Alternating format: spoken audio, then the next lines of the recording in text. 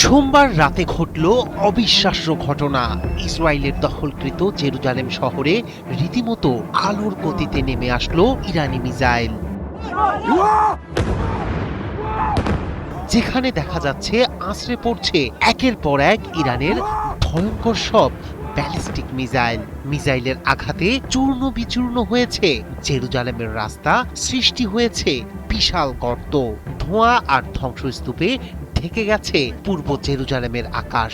আতঙ্কে ছোটাছুটি করছেন মানুষ, কেউ আশ্রয় খুঁজছেন, কেউ স্বজনের খোঁজে ছুটছেন হাসপাতালের দিকে, আর ধ্বংসস্তূপ সরাতে হিমশিম খাচ্ছেন উদ্ধার কর্মীরা।